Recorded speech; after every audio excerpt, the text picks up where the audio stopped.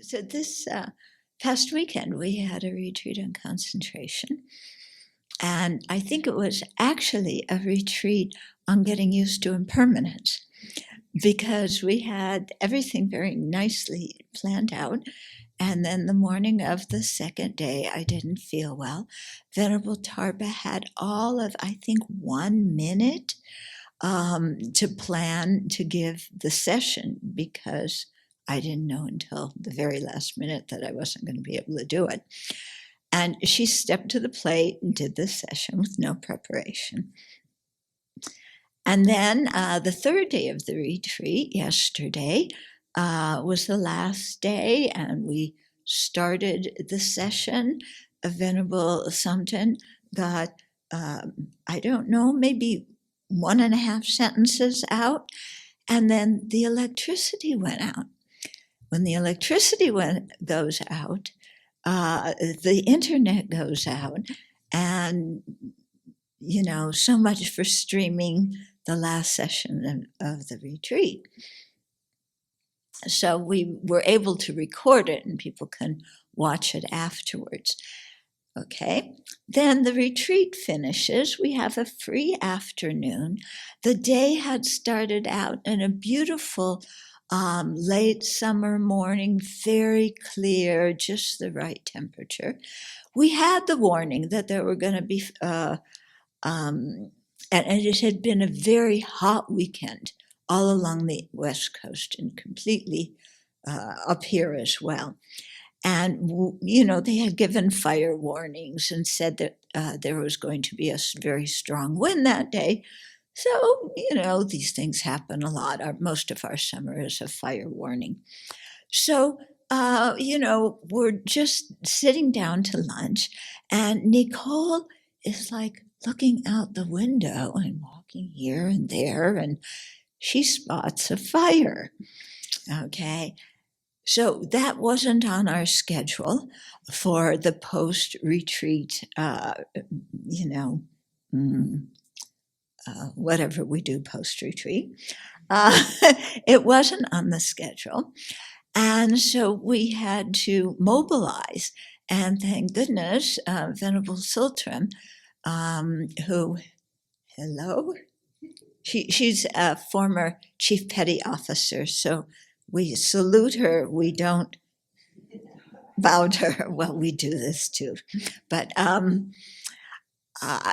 she's the person in charge of organizing this. So we have a whole plan made out, and we've done a rehearsal and so forth. But when it's really happening and you can see the smoke and the fire because it's only about 7 miles away as the crow flies, and it's hot, and it's really windy. I mean, really windy, and taking down some branches in the forest and all. And the smoke is coming there, and, we could see it. It's there and here, and it's stretching out. And, we can see that the fire is growing bigger because the smoke is going bigger. And we also had learned in debate class that when there is smoke, there is fire. Okay, so we all knew there was fire. And we all know that, living where we are, fire is a disaster. Okay, I grew up in Southern California, and I remember in the autumn, because of the Santa Ana winds, looking at the mountains, and there was often just a ring. You could see the ring of fire along the ridge of the mountains. And it was scary, even though that was way, way far away. Because you think of all the animals that are trapped in it, and, we can get out, but I was thinking, how are we going to get our deer out? Because there's some deer that we're very close to. They're really, they don't run away when they see us at all. And I'm thinking, how are we going to get the deer out? We can't do that. What about the turkeys? And, the monastics, I knew we would get out somehow. But it was amazing how everybody really came together. and we had to refine our evacuation plan. We didn't know if we were going to be able to get called to evacuate because the electricity was down, the internet was down. Our phone system is an internet one, so the phone system was that phone system was down. Plus, our regular, we have a landline that was down. Okay, then we usually can't get cell phone reception here. Yeah, we have two phones that can do it. If you stand in the right place, you can get the cell phone receptive. If you're in the wrong place, which is most of the Abbey, forget it. And then finding people who know how to operate a cell phone around here is also not so easy. Okay, so fortunately, Daki was doing that. Venerable Damju, who was excellent, was in retreat.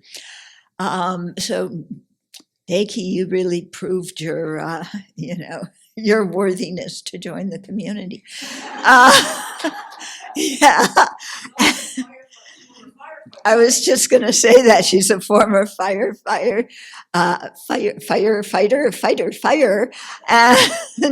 and had much experience with the forest. Yeah. So anyway, we all went to pack our bags. Fortunately, we left our high heels and our makeup and our jewelry behind, but we still managed to have nice sized bags. And got ready, and people are bringing out the barricade, which is this stuff that you can spray on the outside of the building that keeps it from burning, which is really great stuff. So we're laying out the barricade, and people are pulling the hoses out and getting the ladders, because you have to spray under the soffits and climb these high ladders, and everybody's running around doing things except me. I went to read Jay Rinpoche's text because nobody would let me help. Right? Every time I said, "Do you need help?" they said no. So I said, "Okay." I finally have some time to read Jay Rinpoche. So I went and did that, and but it was amazing how everybody came together and worked really, really smoothly.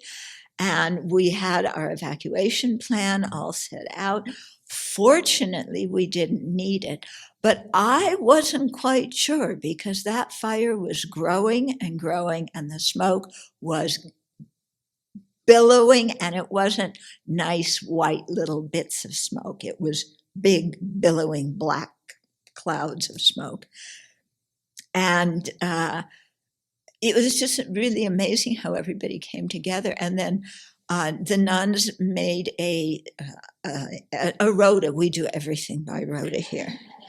Okay, so they made a rota. It's probably the 108th rota that people are living under right now. For who's going to spend the night in the upper meadow to be on lookout for the fire over there. So people stayed up all night, or supposedly they did. I don't know if the fear of the animals or the fear of the fires kept them up more. But they did a whole thing, watching all night. And thank goodness, we're really very grateful to the people on the PUD board for getting the electricity up and running. I don't know how the internet started again, but it did. And then this morning, when I looked out, the sky above was full of gunky stuff, but it was clear that there was no more smoke coming up from it. So the firefighters who were up all night, and they had a couple of, the planes, the tanker planes that dropped fire retardant, come out. So it was an exciting end of retreat for us. But it really was making me think about how, as a part of a dependent arising, you can do things that as an individual part you cannot. because the way everybody had to work together yesterday to provide safety for everybody and for all of our buildings. One person couldn't do that. Two people couldn't do it. It had to be a real collaborative effort, done with joyous effort, to make it work. And it made me think that the existence of the Abbey is that same kind of dependent arising. You cannot have a monastery with one person. You cannot have a Sangha community with one or two people. Okay? You have to have at least four for certain Sangha practices, even more for other Sangha practices. But to have a place like this, that is one of the few monasteries in America, and we don't really know of others for Western monastics, then, I mean, it really requires the energy of so many people. And so I was just really thinking a lot about dependent arising and how much when we join together and work together, we can do that as one individual we cannot do. Yeah. As one person, we couldn't have a monastery. As one person, we wouldn't have the collective karma to invite teachers to come here. Yeah. To invite the really good teachers, you have to have numerous people whose karma together, can cause the teacher to come. So it was really reflecting for me not only on dependent arising and emptiness, but also on the importance of love and compassion and cooperation and people working together. And then thinking in terms of the broader state of the country where people really need to work together, this division into into different groups and loner vigilantes, it's not working. It doesn't work. Okay. And then even as a planet, to fight the pandemic, we need to work together, many countries cooperating instead of all of this, competition, who's going to get the vaccine first and hiding all your scientific research so that my country gets it before everybody else, but which actually is going to slow it down, isn't it, for everybody getting a vaccine? So, it's just something to think about for us human beings and sentient beings in general. How important it is that we cooperate and collaborate. And His Holiness, when you listen to him so many times, he talks about the bees and the ants, yeah, and how cooperative they are. How the ants, everybody works together to keep the anthill working.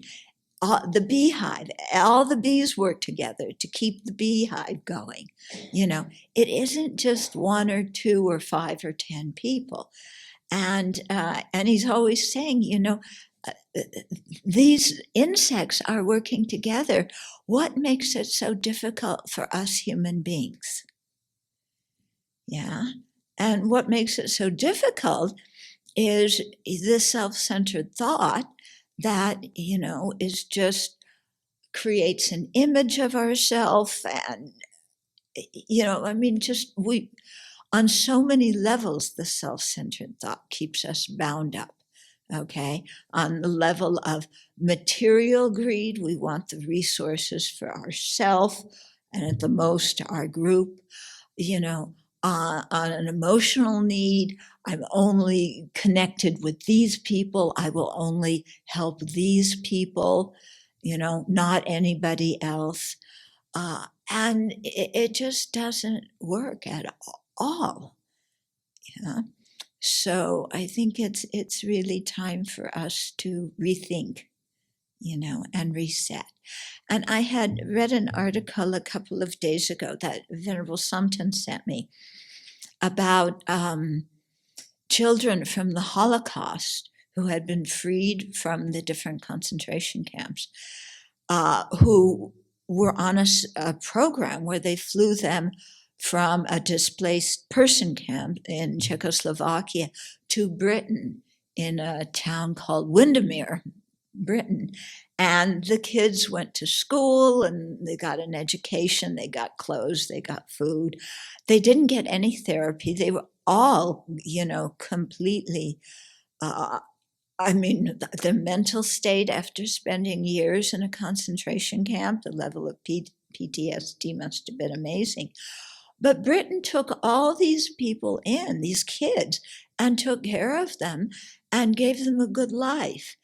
And it made me so ashamed of my own country on how we treat refugees, and how, especially the people coming from Latin America, especially the people coming from Africa, even people who helped the US military forces in Iraq, who helped and risked their own lives helping American forces, they aren't allowed in.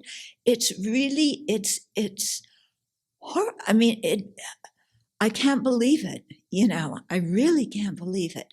And yet this has been the country historically. This is what, there were boats coming from Europe with Jews fleeing the Holocaust. America didn't let the boats in.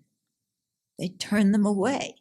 Okay, so and yet our country is founded by immigrants, and we have the Statue of Liberty, and we were all brought up in 4th grade with American history, learning what our country stood for, and the kind of cooperation that and welcomeness and working together, that the country stood for. And yet we've really failed in so many ways, as the racial inequality that persists is well noted now. So, I think as individuals, as a country, we need to reassess how we want to live and what works and what doesn't work. Okay. And so just witnessed by our small little group of monastics this weekend, what you can do when you work together, it's quite obvious this is the way to go. Yeah.